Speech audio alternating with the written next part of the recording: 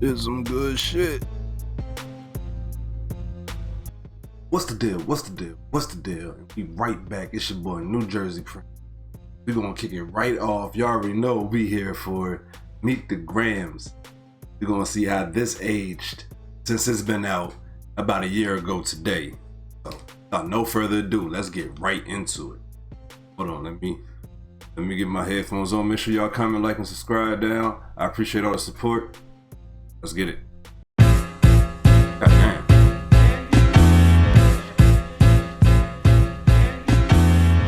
Dear Adonis, I'm sorry that man is your father, let me be honest. It takes a man to be a man, your dad is not responsive. I look at him and wish your grandpa would have wore a condom. I'm sorry that you gotta grow up and then stand behind him. First of all, to start off a diss track, addressing the other man's child and then saying that you wish that his grandpa would have wore a condom so his father wouldn't be here. Wild. You know what I'm saying? It's wild. And the way he's doing it, you know what I'm saying, sounding like you on some therapeutic shit, you know what I'm saying? You don't even sound like you got any malice in your heart and shit. Life is hard, I know. The challenges always go beat us home. Sometimes our parents make mistakes that affect us until we grown. And you're a good kid that need good leadership. Let me be your mentor, since your daddy don't teach you shit. Never let a man piss on your leg, son. Everybody know about that bar, about T.I. homeboy pissing on Drake in the club. But for those who don't know it, and if you watch this video, there you go. You know what I'm saying? But man, this song is still haunting to this day for real. Either you die right there or pop that man in the head, son. Never fall in the escort business, that's bad religion. Please remember, you could be a bitch even if you got bitches. Never code switch, whether right or wrong. You're a black man, even if it don't benefit your goal. That bar right there.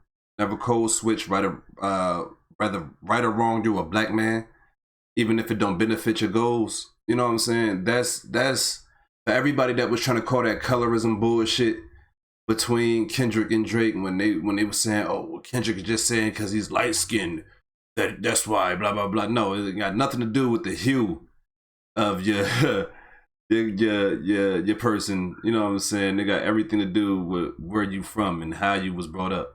You're a black man at the end of the day. Don't ever code switch. Don't try. So that's what he's trying to tell you. Don't switch up just because you're on the lighter side of the complexion scale when it comes to the black people. I tell this to a lot of light skinned people. In a room full of white people, you still the darkest motherfucker there. Feel me? Do some push-ups, get some discipline. Don't cut them corners like your daddy did. Fuck what Ozempic did. Don't pay to play with them Brazilians. Get a gym membership. Understand, no throwing rocks and hiding hands. That's law. Don't be ashamed about who you with. That's how he treats your moms. Damn. Don't have a kid to hide again. Be sure 5% will comprehend, but 95 is lost. Be proud of who you are. Your strength come from within. A lot of superstars, that's real, but your daddy ain't one of them. And you nothing like him. You'll carry yourself as king. Can't understand me right now. Just play this when you 18. So imagine when Adonis turns 18. Do you really believe that he's gonna go back? Shit, he probably done heard this song by now. Shit, you guys believe that? I hope not, honestly. I hope he haven't heard this song. I don't even know how old young boy is for real. I hope that he haven't heard this song yet. Just imagine that though, because he's not saying anything mean or ignorant towards Adonis, the child, but he's telling him a lot of shit about his father, you know what I'm saying, on a personal level.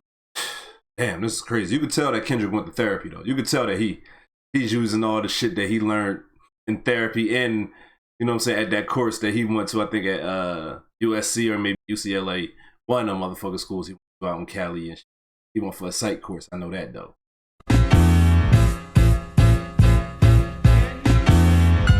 Dear Sandra, your son got some habits, I hope you don't undermine them.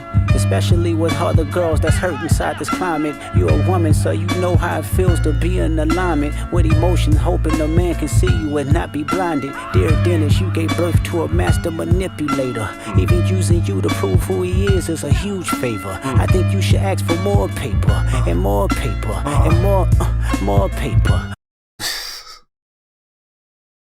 Because I don't know if y'all remember that when I think it was on like an IG. It's a video floating around somewhere. I know somebody will find that bitch. But when Drake is talking to Dennis, and Dennis like, yo, why you telling, you know what I'm saying? Why you telling everybody I wasn't around and shit like that? And he basically told him like, that's what sells records. You know what I'm saying? So for everybody to be like, oh, Dennis wasn't around. No, Dennis had a huge hand in the man that Drake has become, as a father should. There's nothing, in my opinion, there's nothing wrong with it. So what Kendrick is addressing to Dennis is warranted, in my opinion.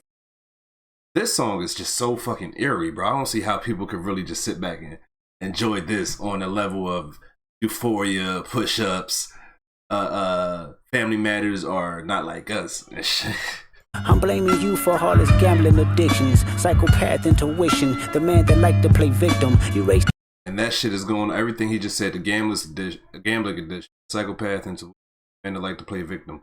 All that shit, we see that shit in real time. We see all that shit going on right now. That shit with Drake. He's definitely been playing the victim card ever since he started the whole lawsuit. He had, you know what I'm saying, he had the creators and the reactors in the lawsuit. He had iHeartRadio, Spotify, all these other, you know what I'm saying, entities included in that lawsuit. Definitely playing victim. And, you know what I'm saying, ever since this had ended, you know what I'm saying, the beef between him and Kendrick, quote unquote, since the last song came out, you know what I'm saying, a lot of his ventures has been with Stake, the gambling. You know what I'm saying? Whereas though you see him on stream with a lot of these streamers, whether it be Aiden Ross and shit, but he'd be on, you know what I'm saying, on there promoting that gambling shit. He definitely got a gambling problem. I think it was reported that he lost like over 400 mil in gambling this past year. Shit might even be more. For real. Don't get me quoting wrong information. Allegedly, like that. A horrible fucking person. The nerve of you, Dennis. Sandra, sit down. What I'm about to say is heavy. Now listen. Your son's a sick man with sick thoughts. I think niggas like him should die. Him and Weinstein should get fucked up in a cell for the rest of their life. And note that he said Weinstein, not Epstein. I know, you know what I'm saying, some of y'all don't have comprehension skills and y'all hear the steens at the end of the words. Just think that they're the same person. He didn't say Epstein, he said Weinstein. The Weinstein shit is what he alluded to. Epstein shit is a whole nother joint. That's why in the song that we will never name, because the only Heart Part 6 we acknowledge is on GNX. But in that song, when he says the Epstein angle was what I expected, that was like, ugh. He hates black women, hypersexualize them with kinks of a nympho fetish. Grew facial hair because he understood being the beard just fit him better. So when people said that Kendrick wasn't responding to nothing, so I think when like that bar right there, now you can take it whatever way you want to, but I'm just talking about how I took it. When he said he hates black women, hypersexualized with kinks of a nympho fetish. When he says that, I think that's a direct response into Drake saying that I've been with every woman, you know what I'm saying, black and white and in between. You know what I'm saying? Like, he's directly responding to Drake's, you know what I'm saying, shit. In my opinion. You know what I'm saying? In my opinion. He got sex offenders on Hovio that he keep on a monthly allowance. A child should never be compromised, and he keeping his child around him. And we gotta raise our daughters knowing there's predators like him lurking. Fuck a rap battle, he should die so all of these women can live with a purpose. I've been in this industry 12 years, I'ma tell y'all one little secret. So when they get to the point where you telling somebody in a rap battle that they should die and shit, it'll come way more than, this is bigger than rap, you know what I'm saying? Shout out to Rick Ross, it's deeper than rap, you know what I'm saying? It's deeper than rap at this point, because you telling another man he should leave this earth and shit. Y'all gonna have to box this out at one point. At one point, y'all gonna have to see each other in the flesh type shit, no Diddy. It's some weird shit going on, and some of these artists be here to police it. They be streamlining victims all inside of their home and calling them Tinder. Then leak videos of themselves to further push their agenda. So that bar from Family Matters is only Big D, and there's video proof. That is a direct, in my opinion, response to that bar right there. You know what I'm saying? He's leaking videos of himself, you know, streamlining these women to their crib and calling it Tinder. You know? Like, the wordplay was dope, but I think that's a direct response to what Drake was talking about in Family Matters, that bar that I fucking hate. Like, why did you feel the need to throw that shit in there like that? Purposeless, in my opinion. To any woman that be playing this music, know that you're playing your sister, or better yet, selling your niece. To the weirdos, not the good ones. Cat Williams, I give you the truth, so I'ma get mines. The embassy about to get raided too, it's only a matter of time. Hey, Lil Bron, keep the family away. Hey, Curry, keep the family away. To anybody that embody the love for their kids, keep the family away. They looking at you too, if you standing by him. Keep the family away. I'm looking to shoot through any pervert that lives. Keep the family safe.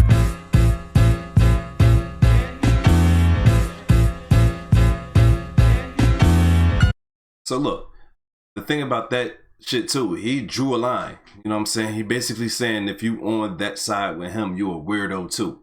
You know what I'm saying? So it's like he kind of drew a line when it came to Drake and his affiliates or his people or the people in the public eye that would publicly support Drake during the battle. It's kind of cutting that, like when he drew that, the type of line that he drew, you know what I'm saying, that Kendrick drew, is like you kind of couldn't support Drake.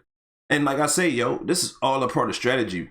Like once we get to the point where we start calling each other some shit that we can't come back from, now it's all about who's going to have the harder road to come back from at this point. And Kendrick is laying a way harder road down for Drake to come back from, especially at this point in the battle and shit. Because you got to think about it in the concept of how this shit was dropped. Family Matters dropped about 30 to 40 minutes later.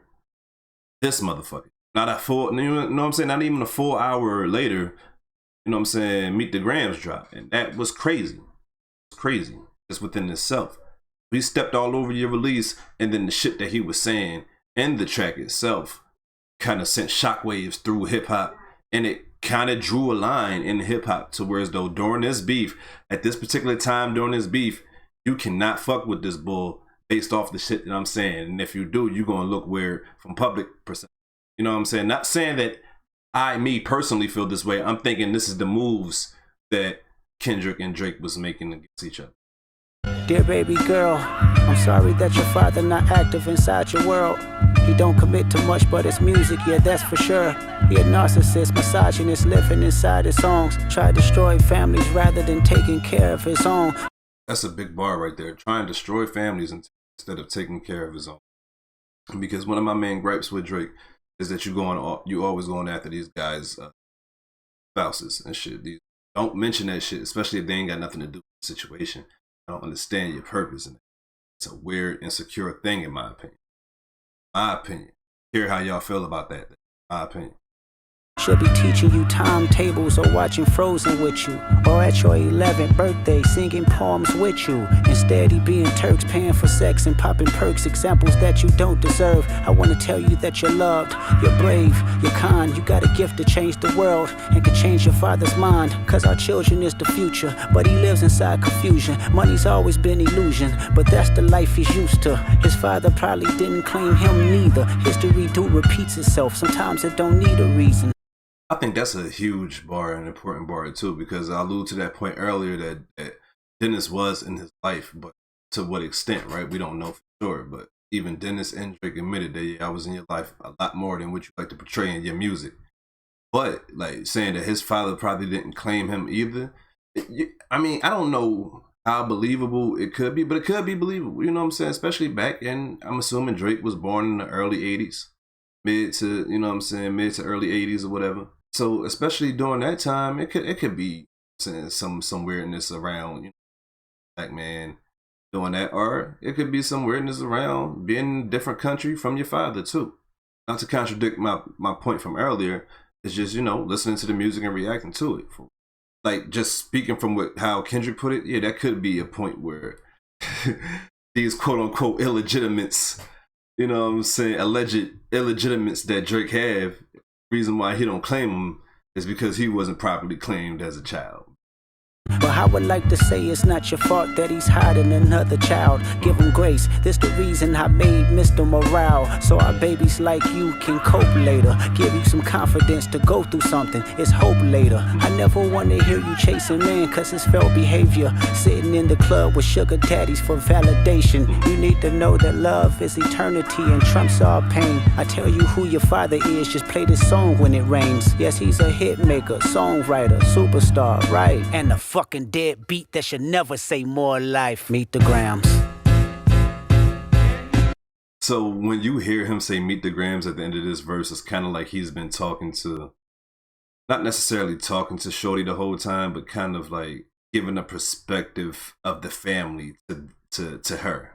So his perspective of the family to her and shit.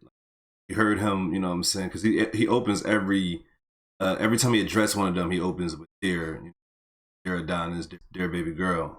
When he's saying "meet the Grams" at the end of that verse, after he's done speaking to the alleged daughter, it sounds like he's like basically introducing her alleged family to her type.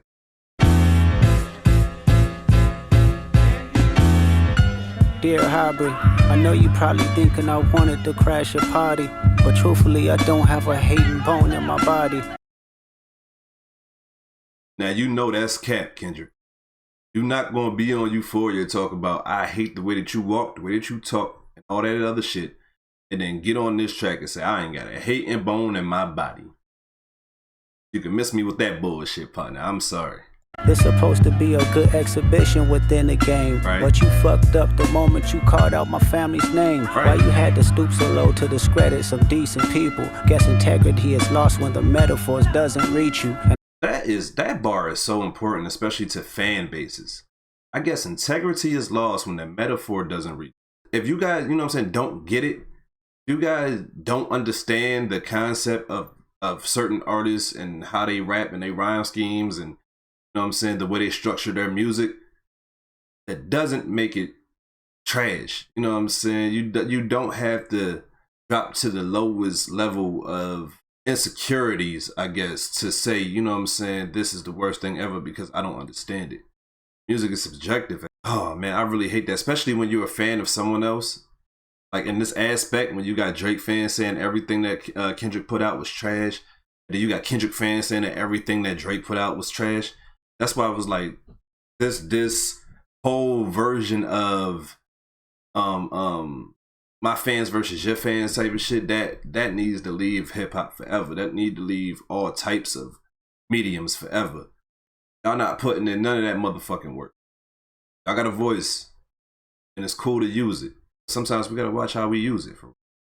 I like to understand, cause your house was never a home. 37, but you showing up as a 7-year-old. You got gambling problems, drinking problems, pill popping and spending problems, bad with money, whorehouse, soliciting women problems. Therapy's a lovely start, but I suggest some ayahuasca.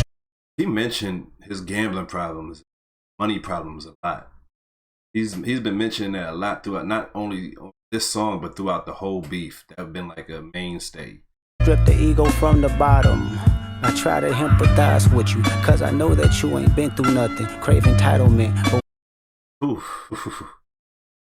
I try to empathize with you, not sympathize. You know what I'm saying? Empathize with you.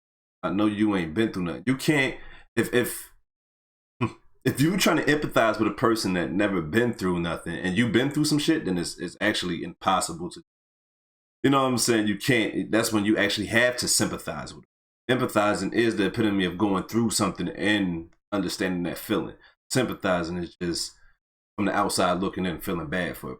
For him to say, I empathize with you because I know you ain't been through shit. I don't know if he's saying that as a slight to Drake or saying that on the levels as in like, you ain't been through what I've been through.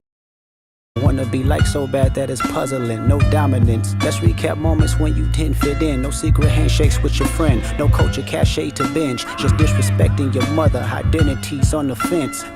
See, look, that's the crux of the whole thing right there. It's not that he's saying that you not a black person. Binging our culture. You said no culture cachet to binge. No secret handshake with your friends, just disrespecting your mother, you know what I'm saying, identities on the fence. The point of him saying that is explaining like the Drake that we see, that's not Aubrey Graham. You know what I'm saying? The Drake that we see is the character that you portray in this music, and because you're not even that person outside of our realm type shit. He's basically just saying like, let's peel the layers back type shit. Shout out to 616 in LA. I might read. That's my favorite track out of the whole John, for real. 616 in LA is my favorite track out of all of these John. Might react to that. I'm definitely not doing last track that Drake put out. Don't know which family will love you. The skin that you living in is compromised and personas can't channel your masculine. Even when standing next to a woman, you a body shamer. You go hide them baby mamas, ain't you? You embarrassed of them. That's not right, that ain't how mama raised us. Take that mask off, I wanna see what's under them achievements. Why believe you? You never gave us nothing to believe in. Cause you lied about religious views. You lied about your surgery. You lied about your accent and your past tense, all is perjury. You lied about your ghost riders. You lied about your crew members, they all pussy. You lied on them, I know they all got you in them. You lied about your son, you lied about your daughter, huh? You lied about them other kids that's out there hoping that you come. You lied about the only... You lied about your daughter, huh? Is that a hun like... Because like I'm saying, like if he really had a mole, right? If Kendrick really had a quote unquote mole, OVO camp, and he did and was able to hear some of these tracks, Drake, or at least the Family Matters track in advance, or whatever. So he's saying like, you lied, huh? Like, is that a question to Drake, or is that just a little ad lib to throw in there to make this shit flow better? That's the question I really want. Lied about your daughter, huh? Does it sound like it was a question, like a question mark at the end of the artists that can offer you some help. Fuck a rap battle, this a long life battle with yourself.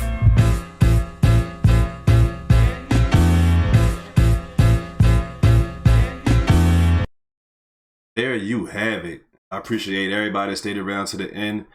This right here, yo, on some real shit, was one of the scariest hip-hop tracks in real time. I remember waking up in the middle of the night during this whole issue, like this whole shit going on, because my daughter was just born like a couple months before this. And I remember waking up in the middle of the night just checking my phone. And I'm like, oh shit, they both dropped. Because I'm like, I knew Drake was going to drop, but I had ended up falling asleep, you know, because of daddy duties. Ended up waking up, seeing that they both dropped. I listened to Family Matters. I'm like, oh shit, like he was spitting. I still had the initial feelings that I had on the year review that I just put out, that I felt like he should have focused more on Kendrick than he did on anybody else. But I thought it was a dope track. And then I heard this shit, bro. And I was, I think I was sitting in the bathroom just trying to stay away from the family, not waking nobody up. And bro, I felt like I'm looking over my shoulders and shit like, God damn, like this shit is spooky. No bullshit. Like that shit had me a little nervous listening to it. And to this day, bro, that's one of the areas diss tracks, and I think that is a perfect dissection of a person. And like he literally, that diss track was directly for Drake. It wasn't for nobody else. It was for Drake and Drake only. We understood some of the references because, you know what I'm saying, being hip hop fans and shit, some people being Drake fans, some people being Kendrick fans. I'm a hip hop fan. We understood the references, excuse me. But a lot of other people that heard this track just was like not necessarily disgusted, but like they was so it was off-putting to them because it sounds like a fucking audio horror. You know what I'm saying? It's like you're listening to a horror book. This is what you would hear when one of them killers is after you. I'm not going to keep yapping on too much, bro, but this was dope. How did it age? As well as it possibly could, knowing that it wouldn't have the amount of, and crazy because it's still like 45 million people that watch this shit on YouTube, but wouldn't have the amount of replay value that the other tracks in the beat has. But this is one of the most important tracks in this beef, and if not in the hip hop culture, for fucking, like I said, audio motherfucking horror book, for like a goddamn musical horror. If you, I'm trying to find the right phrase for it. We're gonna rate it. We definitely gonna have to say it aged well. Aged well. That daughter verse, I don't think it necessarily mattered. Like I said, if you guys gonna go out there and throw lies at each other, just whoever throws the biggest lie that people tend to believe, y'all gonna fucking win. That's how these things work. Shit. So at the end of the day, this thing aged pretty damn well. I appreciate you guys. I'll catch you guys later. Peace and love. And remember, stay fried, my friend.